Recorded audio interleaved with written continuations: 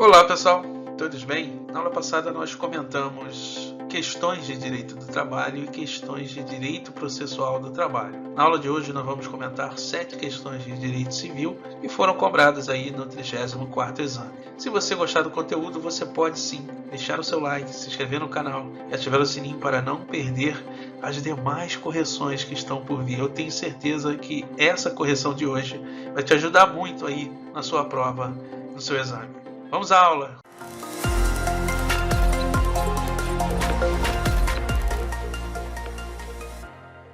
Vamos lá, pessoal. Vamos comentar, então, 7 questões de direito civil que foram cobradas aí no 34º exame. Olha só, Joana e Mário são pais de Ricardo, atualmente com 8 anos, e que se encontra no início de sua vida escolar. Portanto, Ricardo é absolutamente incapaz. Concorda? Continuando aqui, Tércio, irmão de Joana, decide doar ao seu sobrinho, que é absolutamente incapaz, quantia certa em dinheiro. Para que esta doação seja válida, o contrato, e aí sendo direto aqui para nós respondermos a questão, artigo 538 e 543 do Código Civil. Olha só, considera-se doação contrato em que uma pessoa, por liberalidade, transfere do seu patrimônio bens ou vantagens para o de outra. A doação para nascituro, você tem que tomar cuidado, porque ela depende de aceitação pelo representante legal, sempre, tá? A doação para o absolutamente incapaz, a aceitação é dispensada desde que a doação seja pura, ou seja, sem encargos. Isso está no 543,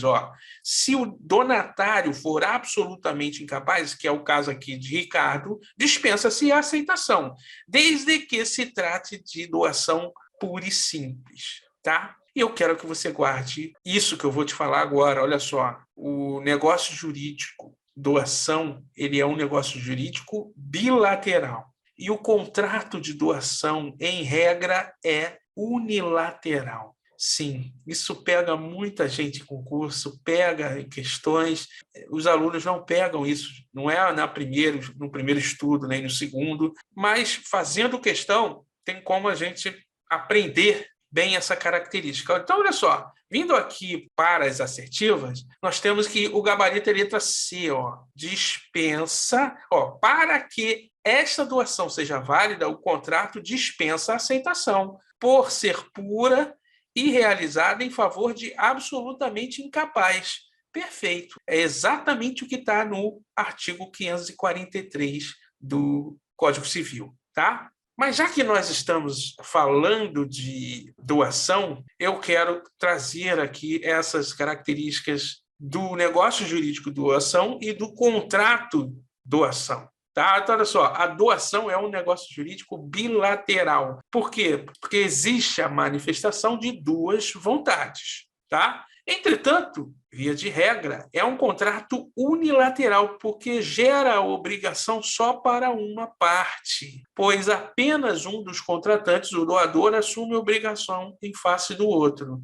Então, eu coloquei um resumo aqui para vocês. O negócio jurídico unilateral possui apenas uma manifestação de vontade. Então, olha só, negócio jurídico trabalha com manifestação de vontade. Então, se existe uma manifestação de vontade, o negócio jurídico ele é unilateral. Exemplo, renúncia da herança em favor do monte, testamento, promessa de recompensa, são negócios jurídicos unilaterais, porque são caracterizados apenas por uma manifestação de vontade. Já o negócio jurídico bilateral possui duas manifestações de vontade. Perdão, precisa ser aceito para produzir efeitos, o casamento, os contratos em geral, tá? Inclusive o negócio jurídico doação é bilateral, porque uma parte manifesta a liberalidade de doar e a outra parte precisa manifestar, em regra, a vontade de aceitar. E aí essa vontade, essa manifestação pode ser presumida, pode ser tácita, não vou entrar nessas características aqui. Já o contrato, olha só, o contrato ele pode ser dividido em contrato unilateral e contrato bilateral. Unilateral, duas manifestações de vontade, não é um contrato? sendo que apenas uma se obriga. Então, já que existe apenas uma obrigação, é um contrato unilateral. Tá? Apenas uma das partes está obrigada. Já o contrato bilateral, né, duas manifestações de vontade, não é um contrato, havendo obrigações e vantagens recíprocas, o compra e venda, locação, por exemplo, né? E no caso do contrato unilateral, no qual apenas uma parte se obriga, é a doação pura e simples, o comodato, o mútuo gratuito, tá? Assim, a classificação dos negócios jurídicos leva em consideração a manifestação de vontade, tá? E a classificação dos contratos leva em consideração as obrigações assumidas, tá? Se você pegar isso, você nunca mais erra, tá? De posse dessas informações, vamos voltar às assertivas. Olha só. Então, olha lá, pessoal, ó. Letra A. Para que essa doação seja válida, o contrato deve ser anuído pelo próprio sobrinho Ricardo. Não, não deve. Até porque Ricardo tem 8 anos e, de acordo com o artigo 543, se o donatário for absolutamente incapaz, dispensa-se a aceitação. Então, ó, deve ser anuído. Nesse caso, deixou a assertiva A incorreta. Letra B. Precisa contar com o consentimento de Ricardo, expresso por Joana e Mário. Não, nesse caso aqui, a doação é pura e simples, não há encargos. Então, dispensa-se a aceitação, lógico que seria dado pelos seus representantes, Joana ou Mário, tá bom? Mas nesse caso aqui, não precisa, de acordo com o artigo 543 do Código Civil. E a letra D lá, prescinde ou não necessita de consentimento de Ricardo, ou seja, até a vírgula tá correto, ó. Pois se trata de um negócio jurídico unilateral. Olha aqui, ó. A doação é um negócio jurídico bilateral e um contrato, nesse caso aqui, no qual só o tércio se obriga, um contrato unilateral, tá? Então, é um negócio jurídico bilateral, porque duas manifestações de vontade, tá bom? Gabarito é letra C. Vamos para a próxima. Então, lá, pessoal, Ivan, sócio da Soluções Inteligentes Limitada, celebra contrato de empreitada na qualidade de dono da obra com Demétrio, sócio da Construções Sólidas Limitada, tendo esta como a empresa empreiteira. A obra tem prazo de duração de 1 ano, contratada a um custo de R$ 2.400.000 em 12 prestações de R$ 200.000. O contratante Ivan necessita da obra pronta no prazo acordado. Em razão disso, acordou com Demétrio uma cláusula resolutiva expressa, informando que o atraso superior a 30 dias importaria em extinção automática do contrato. Para se resguardar, Ivan exigiu de Demétrio que expusesse seu acervo patrimonial, mostrando o balanço contábil da empresa, de modo a ter convicção em torno da capacidade econômica da empreiteira para levar a cabo uma obra importante sem maiores riscos. Transcorridos 3 meses da obra, que seguia em ritmo normal, ó, eu quero frisar que a obra seguia em ritmo normal, em conformidade com o cronograma, portanto, não havia atraso no cronograma, e manteve conhecimento de que a empreiteira sofreu uma violenta execução judicial, impondo redução de mais de 90% do seu ativo patrimonial, fato que tornou ao menos duvidosa a capacidade da empreiteira de executar plenamente a obrigação pela qual se obrigou. Diante deste fato, assinale a afirmativa correta. Então, pessoal, a questão tratou do artigo 477 do Código Civil, que trata especificamente desse caso. Olha só, se depois de concluído o contrato, ou seja, depois do contrato ser assinado, né, sobrevier uma das partes contratantes diminuição em seu patrimônio capaz de comprometer ou tornar duvidosa, no caso aqui tornou duvidosa, né, a prestação pela qual se obrigou, pode a outra parte recusar-se à prestação que lhe incumbe até que lhe satisfaça a que lhe compete ou dê garantia bastante de satisfazê-la. Perceba que o artigo 477 é uma exceção ao princípio da exceção do contrato não cumprido. Puxa, professor, é uma exceção da exceção. Exatamente. Né? É lógico que ficou o trocadilho, mas olha só, aonde está a regra? A regra é o seguinte, pessoal, ó, nos contratos bilaterais, artigo 476, ó, nos contratos bilaterais, nenhum dos contratantes, antes de cumprir a sua obrigação, pode exigir o implemento da do outro, tá? Nesse caso aqui, o 477 traz uma exceção. Por quê? Porque a empresa contratada, embora a redução em mais de 90% do seu ativo patrimonial, estava cumprindo o contrato, normalmente, no cronograma, tudo certinho. Então, em regra, de acordo com o 476, não poderia Ivan, né, parar, né, de pagar Demétrio, que é o dono da empreiteira. Tá? Não poderia. Por quê? Porque Demétrio está cumprindo fielmente, né, o que está no contrato. Entretanto, né, todavia, o artigo 477 traz uma exceção.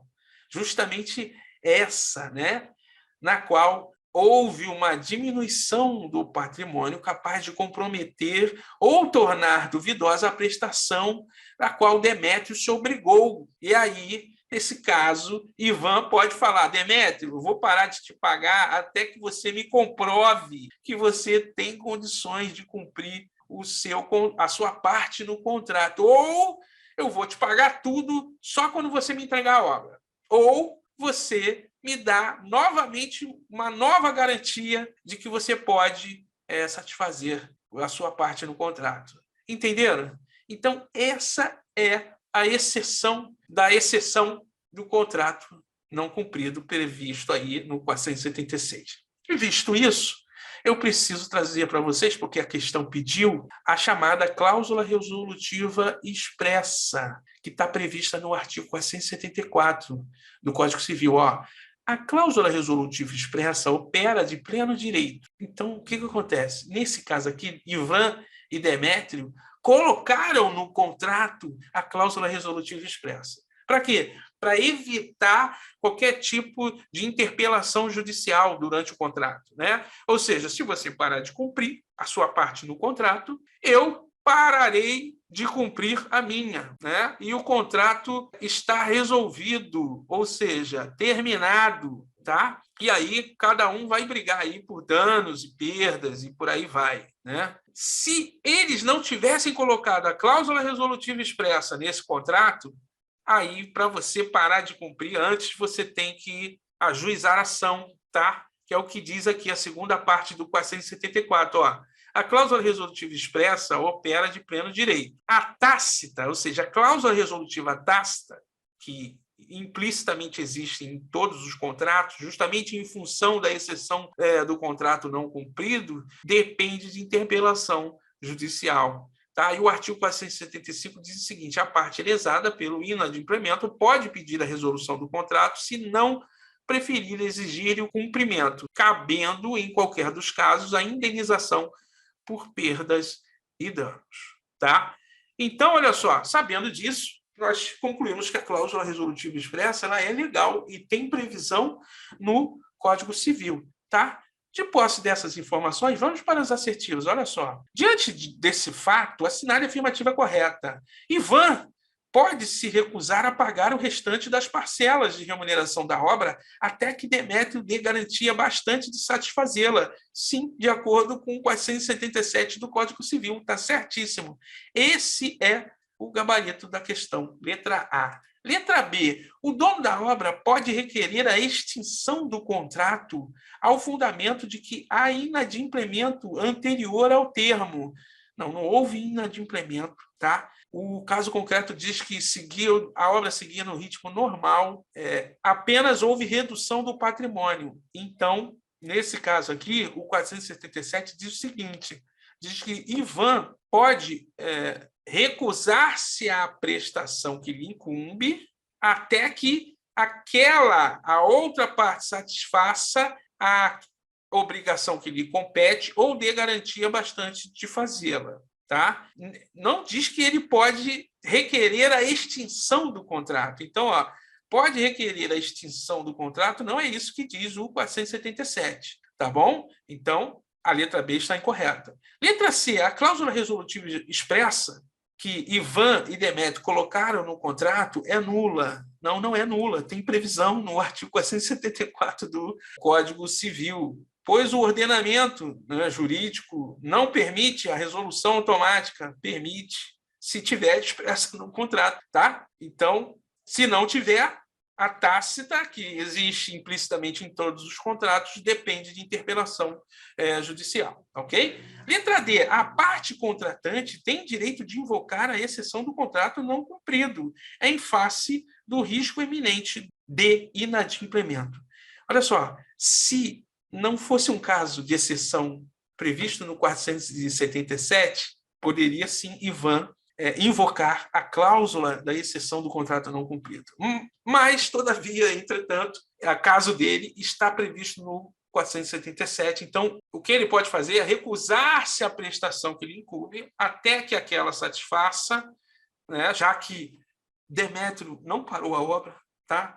Estava no ritmo, estava no cronograma, ou Demétrio apresente garantia suficiente de que pode realizar a obra até o final, tá ok? Aí ele continua pagando normalmente e todos saem felizes, ok? Portanto, ó, a parte contratante tem direito a invocar? Não tem direito, tá? Não tem direito, até porque Demétrio não descumpriu ainda, de acordo com o enunciado, a sua parte no contrato, tá? E o risco eminente não justifica a exceção do contrato não cumprido, tá bom? Gabarito é letra A. Vamos para a próxima.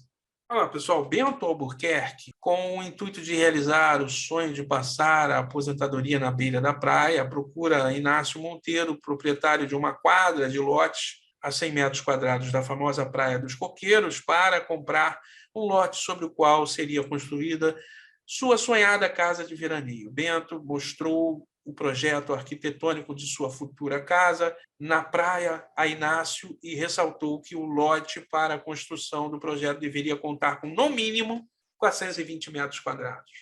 Tá? A metragem necessária para a construção da piscina, sauna, churrasqueira, além da casa projetada para ter 4 quartos.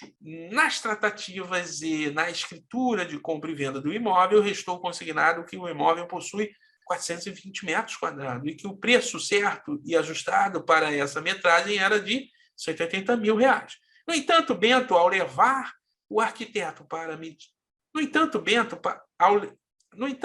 ao levar o arquiteto para medidas de praxe e conhecer o lote sobre o qual o projeto seria construído, foi surpreendido ao ser informado que o imóvel contava apenas com 365 metros quadrados e que o projeto idealizado não poderia ser construído naquele lote. Sobre a hipótese narrada, assinale a afirmativa correta. Então, olha só, pessoal, questão interessante porque fala da venda ad mensuram, tá? Prevista no artigo 500 do Código Civil.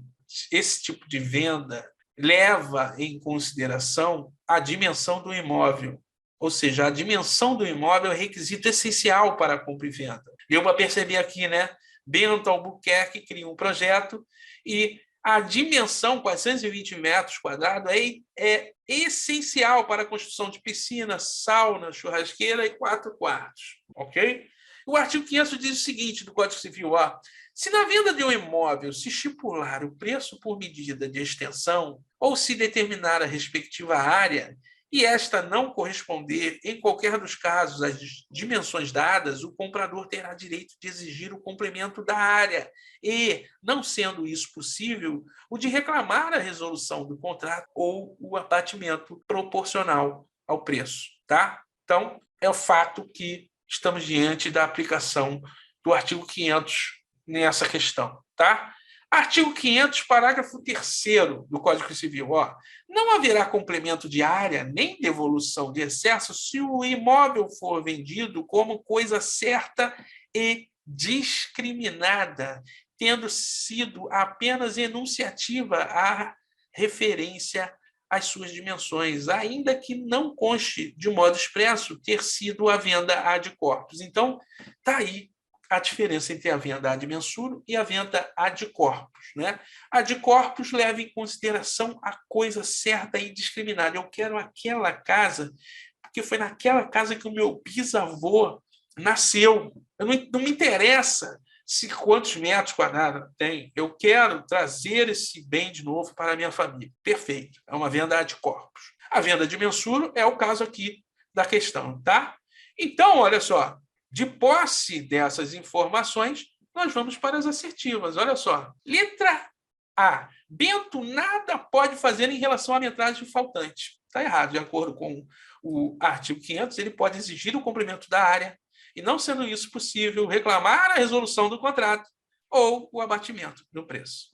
Letra B é o gabarito da questão. Olha só, Bento tem direito de exigir o cumprimento da área faltante e, caso não seja possível, tem a faculdade de rescindir o contrato ou pedir pelo abatimento do preço de acordo com a metragem correta do imóvel. Perfeito, artigo 500 do Código Civil, venda ad mensura, tá? Letra C, vamos ver por que está errada. Olha só, não haverá complemento da área. Já deixou errado. Quem disse que não? Né?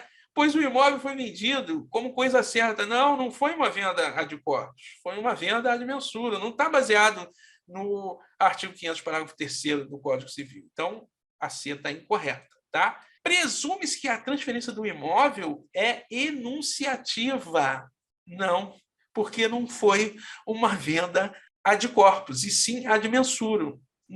Na venda ad mensura, a metragem é essencial, então tem que estar batendo. Eu paguei por metro quadrado, eu preciso de tantos metros quadrados, ok? Então, nesse caso aqui, as dimensões do imóvel não é enunciativa, tá? E nem se presume, ok? Nesse caso do apresentado no enunciado, tá ok? Portanto, o gabarito é a letra B. Vamos para a próxima. Olá, pessoal. Luiz, sem filhos, é casado com Aline, sob o regime de comunhão universal. No ano de 2018, Luiz perdeu o pai, Mário. Como seu irmão, Rogério, morava em outra cidade, sua mãe, Catarina, precisava de cuidados diários, Luiz levou-a para morar junto dele e de Aline. Durante a pandemia da Covid-19, tanto Luiz quanto Catarina contraíram a doença e foram internados. Ambos não existiram e, no dia 30 de junho, Luiz faleceu sem deixar testamento. Catarina morreu no dia 15 de agosto, também sem deixar testamento. Perceba que Luiz faleceu antes da mãe, tá? Isso é essencial para a resolução da questão, tá? Então, olha só, Catarina morreu dia 15 de agosto, também sem deixar testamento. Tendo em vista a hipótese apresentada, assinale a afirmativa correta sobre, no caso aqui, os direitos hereditários, tá? Então, olha só, como não havia descendentes de Luiz e Aline, e tendo falecido aquele, né, Luiz, e sua genitora sem deixar testamentos, tá? Interessa-nos as disposições do inciso 2 e 4 do 1829. O 1829 responde essa questão. Às vezes, nós, né, como trabalhamos com direito sucessório, queremos fazer aquela árvore para ver quem que vai herdar o quê. Nada disso. Vamos no 1829. Olha só, a sucessão legítima defere-se na ordem seguinte. É nessa ordem. Tá? Olha lá. Primeiro, os descendentes em concorrência com o cônjuge sobrevivente. Aí eu te pergunto, Aline e Luiz, né? Luiz não tinha descendentes, tá? Então, o inciso 1 não é aplicado, ok? Inciso 2, aos ascendentes em concorrência com o cônjuge. Luiz morreu antes da mãe, não é isso? Olha só. Então, nesse caso, né, abriu-se a sucessão com a morte de Luiz, aplica-se o inciso 2, aos ascendentes em concorrência com o cônjuge. Ah, mas professor, aqui eles são casados no comunhão universal de bens. Dane-se, vai ser aplicado, tá ok? Olha lá, inciso 3, ao cônjuge sobrevivente, se não tiver ascendente, ele tinha a mãe Catarina, tá? E 4, aos colaterais, se não tiver nem cônjuge sobrevivente, se for, por exemplo, se Luiz fosse solteiro, tá ok? Então, olha só, assim, considerando que Luiz faleceu antes da mãe, ela herdará em concorrência sucessória com Aline. não cabendo a Rogério, irmão do Decújo, nenhum canhão da herança, pois, sendo colateral, figura ele na quarta ordem de vocação hereditária. Tá? Então, olha só, com o falecimento de Catarina e não havendo informações de outros descendentes, Rogério herdará em caráter exclusivo por força do 1829-1. Né? Aqui nós já estamos falando de Catarina. Catarina morreu, né? Rogério é seu único herdeiro. Então, ele herda. Tá? Como Catarina já era viúva, não tem cônjuge. Então, ele é o único herdeiro. Olha lá, o 1843 diz que são herdeiros necessários os descendentes, os ascendentes e o cônjuge. No caso, Catarina só tinha Rogério. Por quê? Porque Luís já havia falecido, tá bom? Então, no que tange a Catarina, Rogério é o único herdeiro, que é descendente de Catarina. Olha lá, na ausência de herdeiros, né, na ausência de filhos e netos, e ascendentes, o cônjuge, inclusive no regime de comunhão universal, herdará a totalidade do patrimônio, mesmo que exista irmãos e tios. Tá bom? Então, olha só, trazendo aqui para o nosso caso concreto, vamos analisar as assertivas. Ó, a herança de Catarina deve dividir-se entre Luís, seu herdeiro de direito, receberá o quinhão, e Rogério. Não, porque Luís já faleceu, ok? Olha lá. Então não deve, tá? Não deve dividir entre Luís e Rogério. Rogério é o único herdeiro, tá bom? De Catarina. B. B é o gabarito da questão. Olha só. Rogério será herdeiro de Catarina. Já falamos por quê. E na sucessão de Luís serão chamadas Aline e Catarina. Sim. Olha só como é que a banca foi maldosa, né? Ela primeiro falou de Rogério. Ela falou que Rogério é o único herdeiro de Catarina, né? Sendo que a ordem da morte é quem? Luís e depois Catarina, ok? Mas a banca colocou isso para tentar confundir, truncar a redação e confundir o candidato, tá? Mas para quem está vacinado, não quer dizer nada. Olha só, Rogério, sim, é o único herdeiro de Catarina. E na sucessão de Luís serão chamadas Aline e Catarina. Perfeito. Por quê? Artigo 1829, inciso 2. Né? A sucessão legítima defere-se na seguinte ordem: aos ascendentes, Catarina, em concorrência com o cônjuge, Aline. Tá? Seu herdeiro, Rogério, receberá o quinhão como parte da herança deixada pela mãe. Sim, Catarina não herdou de Luís e Rogério não é o único herdeiro de Catarina. Então, nesse caso, o quinhão que caberia a Catarina vai passar a Rogério, ok? Então, gabarito, sem dúvida nenhuma, é letra B. Tá? A questão é difícil, truncada, mas se você já tivesse visto um caso parecido, você resolveria. Tá bom? Olha só, Aline não será herdeira de Rogério. Até aqui tudo bem, né? A Aline não tem nada a ver com o Rogério, né? Eles são concunhados, não é isso? Em razão de casamento reger-se pela comunhão universal de bens. Não é essa a razão pela qual Aline não herda de Rogério. Até porque o Rogério não morreu no enunciado da questão, tá? Mas, enfim, vamos continuar. Rogério será herdeiro de Catarina e apenas Aline será herdeira de Luís. Não, por causa do artigo 1829, inciso 2. Catarina e Aline são herdeiras de Luís. Tá? Ó, quando fala apenas Aline, deixou a assertiva D incorreta. Gabarito é letra B. Vamos para a próxima. Olha lá, pessoal. Clóvis, funcionário público aposentado, divorciado, falecido em março de 2020, com 75 anos, era pai de Leonora, 40 anos, e Luciana, 16 anos. Faleceu sem deixar dívidas e sem realizar doações aos seus herdeiros necessários. Titular de um patrimônio razoável, foi vítima de um câncer descoberto já no estágio terminal, 6 meses antes de sua morte. Desde o nascimento de Luciana, sempre foi uma preocupação de Clóvis proporcionar para ela as mesmas oportunidades desfrutadas por Leonora, quais sejam cursar o ensino superior com auxílio paterno e, assim, conseguir subsídio necessário para buscar uma carreira de sucesso profissional. Por esse motivo, Clóvis vendeu os 3 imóveis que compõem 70% do seu patrimônio, de que era proprietário quando Luciana ainda era criança e depositou esse dinheiro em conta bancária, juntamente com todas as suas economias, no intuito de deixar, quando de sua morte, somente patrimônio em dinheiro. No ano de 2019, ao saber de sua doença, Clóvis, em pleno exercício de suas faculdades mentais, elaborou um testamento público destinando toda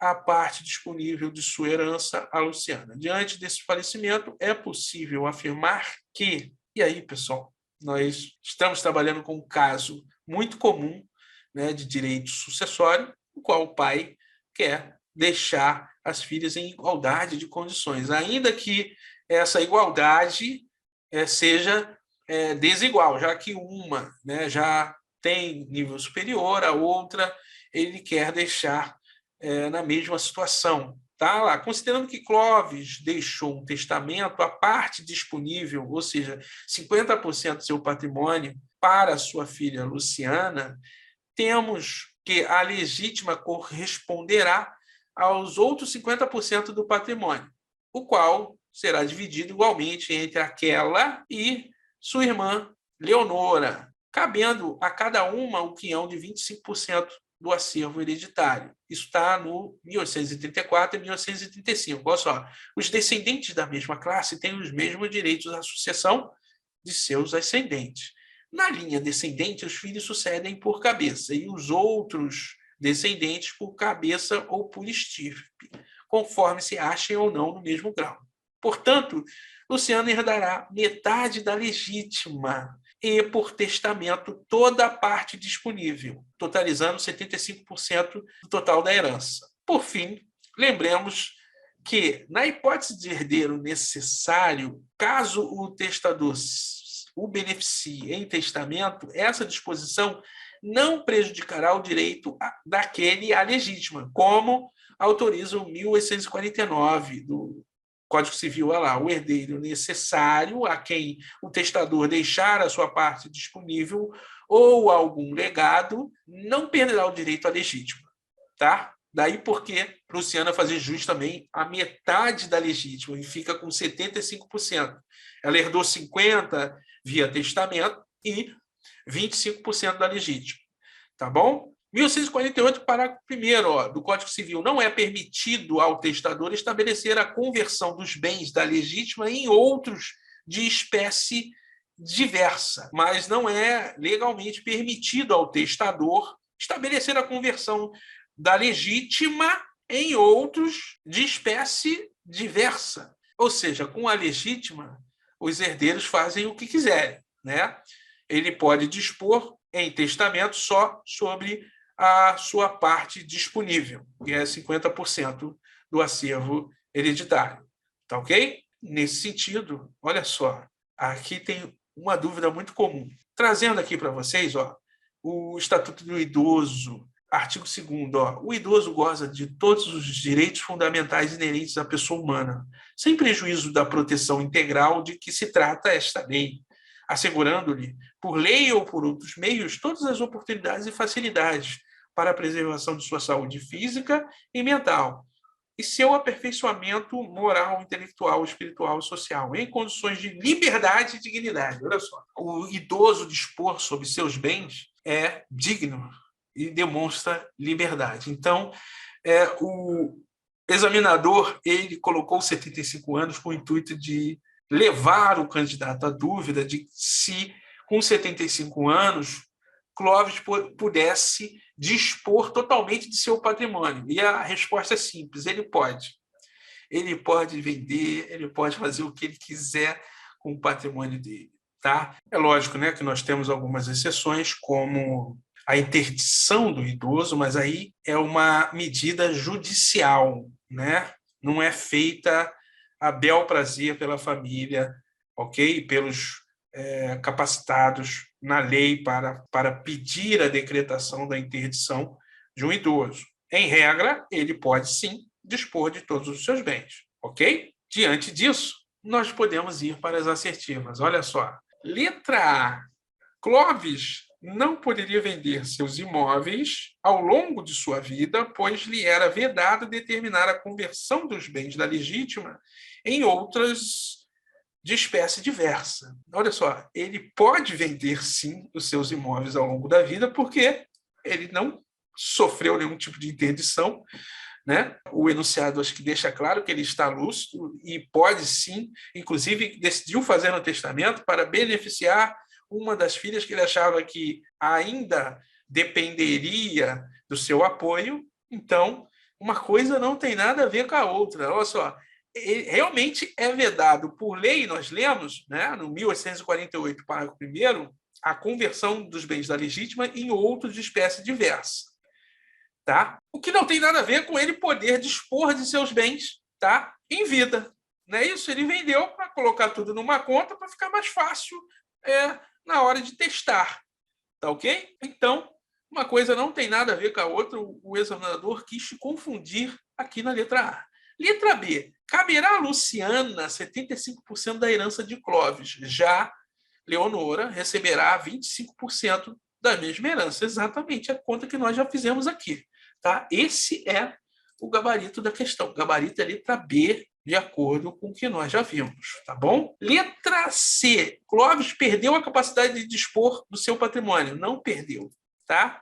Ele não está viciado em jogo, por exemplo, em bebida, e nem está gastando nada, não, e em função disso não sofreu interdição. Ele apenas está doente, né, com uma doença terminal, o que não incapacita de fazer aí os seus trâmites de última vontade, entre eles testar, tá ok? Fazer o testamento. Letra D, a herança deve ser dividida em partes iguais entre as filhas de Clóvis, ou seja, 50%, não porque ele pode dispor de 50%. Logo, Luciana, além de ter os 50% herdado por testamento, teria os 25% da legítima. Então, pode sim ser dividida 75% para a Luciana e 25% para a Leonora. Tá ok? Gabarito é letra B. Vamos para a próxima. Olá, pessoal. Jorge foi atropelado por Vitor em 2 de fevereiro de 2016. Em razão desse evento, Jorge sofreu danos morais, materiais e estéticos, os quais surgiram e foram percebidos por ele imediatamente após o acidente. Tempos depois, em 31 de 1 de 2021, Jorge procurou você como advogado ou advogada e disse que pretendia ajuizar uma ação de reparação contra Vitor. Sobre a hipótese apresentada, você deverá informar para Jorge que... Aí, pessoal, questão que trata de decoreba de prazo prescricional, tá? Tem sempre uma ou duas aí na prova, então não tem jeito. Ou você sabe o prazo de prescrição para reparação de dano extracontratual, dano civil extracontratual, que é de 3 anos, com fundamento no artigo 206, parágrafo 3º, inciso 5 do Código Civil. Tá? Já a prescrição de reparação civil contratual, essa sim é de 10 anos, por ausência aí de previsão legal, artigo 205 do Código Civil. Né? O caso na questão, por ser decorrente de ato ilícito, não advindo de uma relação contratual, encaixa-se como reparação extracontratual. Daí porque a prescrição se dá em 3 anos. Tá bom? Ou você sabia, ou você não sabia. Tá? Portanto, o gabarito é a letra B. Ou seja, a pretensão está prescrita, tá? De 2016, 17, 18, 19, 20, 21. Já se passaram aí quase 5 anos, tá ok? Então, a pretensão está prescrita, tendo em vista o prazo de 3 anos ao qual se vincula a pretensão de reparação extracontratual, tá ok? A letra A está incorreta porque o prazo é de 3 anos e não de 10, tá? A letra C, a pretensão está prestes a ser fulminada pela prescrição, uma vez que o prazo é de 5, não é de 5, é de 3, tá? E a letra D, houve prescrição apenas da pretensão de demandar a seguradora de Vitor, mas Permanece viável a pretensão de reparação civil extracontratual? Não permanece, porque o prazo é de 3 anos. Tá ok? Gabarito é letra B. Vamos para a próxima. Olá, pessoal. Júlia, 22 anos, com aspecto autista, tem, em razão de sua deficiência, impedimento de longo prazo de natureza mental que pode, em algumas atividades cotidianas, obstruir sua participação plena e efetiva na sociedade em igualdade de condições com as demais pessoas. Só isso, tá? Júlia apaixona-se por Rodrigo, 19 anos, também com aspecto autista, com quem quer se casar. Mas Rita, mãe de Júlia, temendo que Júlia não tenha discernimento adequado para tomar decisões certas em sua vida e no intuito de proteger o melhor interesse de sua filha, impede o casamento, sob a hipótese apresentada, assinale a correta. Então, olha só, pessoal, primeiro de tudo, artigo 3º do Código Civil, são absolutamente incapazes de exercer pessoalmente os atos da vida civil os menores de 16 anos. Júlia já possui 22. Então, Júlia não se encaixa no conceito de absolutamente incapaz. Júlia não é absolutamente incapaz. Artigo 4º do Código Civil, olha só. São incapazes relativamente a certos atos ou a maneira de os exercer. Os maiores de 16 anos e os menores de 18. Júlia tem 22. Tá? Então, não se encaixa no inciso 1. Os ébrios. Júlia não bebe. Tá? Nem é viciada em nada. 3. Aqueles que, por causa transitória ou permanente, não puderem exprimir sua vontade. Júlia pode exprimir sua vontade. Tá? Apenas em algumas atividades cotidianas, a incapacidade de Júlia pode obstruir sua participação plena e efetiva na sociedade em igualdade de condições com as demais pessoas. Só isso. Então, Júlia não é relativamente incapaz, tá? Porque ela pode sim exprimir sua vontade, tá? E aí nós temos obrigatoriamente que ir no Estatuto do Deficiente, Lei 13.146, artigo 2º, que diz o seguinte: considera-se pessoa com deficiência aquela que tem impedimento de longo prazo, é o caso de Júlia, de natureza física, mental, intelectual ou sensorial, o qual, em interação com uma ou mais barreiras, pode obstruir sua participação plena e efetiva na sociedade, em igualdade de condições com as demais pessoas. Portanto, Júlia é o quê? Deficiente, no conceito legal, tá bom? Agora, artigo 6º da Lei 13.146, olha só. A deficiência não afeta a plena capacidade civil da pessoa, lógico, com deficiência, né? Inclusive para, inciso 1, casar-se e constituir união estável. Então, Júlia pode sim casar ou constituir união estável. Tá? Exercer direitos sexuais e reprodutivos, exercer direito de decidir sobre o número de filhos e ter acesso a informações, conservar sua fertilidade, sendo vedada a esterilização compulsória, exercer o direito à família e à convivência familiar, exercer o direito à guarda, à tutela, à curatela e à adoção. Tá bom? Artigo 84 da Lei 13.146. A pessoa com deficiência tem assegurado o direito ao exercício de sua capacidade legal em igualdade de condições com as demais pessoas. Tá? Então, de posse dessas informações, as conclusões que nós chegamos, vamos às assertivas. Olha só, letra A, Júlia é relativamente incapaz. Júlia não é relativamente incapaz. Tá? E assim sendo, precisará de anuência da mãe. Não precisará de anuência da mãe. Tá bom? Letra B, a deficiência não afeta a plena capacidade civil da pessoa para casar-se. Sim, artigo 6º da Lei 13.146. De modo que Rita não poderá impedir o casamento de Júlia. Não pode, legalmente não pode, tá? Ela procura você, mas você vai falar, você não pode fazer nada, tá? Letra C, Júlia é plenamente capaz em razão de sua idade, mas, em razão da deficiência que a acomete, deverá confirmar a sua vontade com o curador. Não deverá confirmar sua vontade com o curador, tá? Não é isso que a Lei 13.146 coloca. Ela, de plena, podendo exprimir sua vontade, ela pode casar-se e constituir uma união estável, tá? Ela não é nem absolutamente nem relativamente incapaz, tá? Letra D, Rita, ainda que esteja atuando no melhor interesse de Júlia, na qualidade de mãe, não pode impedir o casamento. Até aqui está tudo bem. Podendo, contudo, aí deixou o assertivo incorreto, ó, impor a Júlia sua curatela. Não pode impor a Júlia sua curatela. Tá bom? Gabarito é letra B. Com isso aí, nós terminamos 7 questões de direito civil que foram cobradas no 34º exame. Um forte abraço. Bons estudos.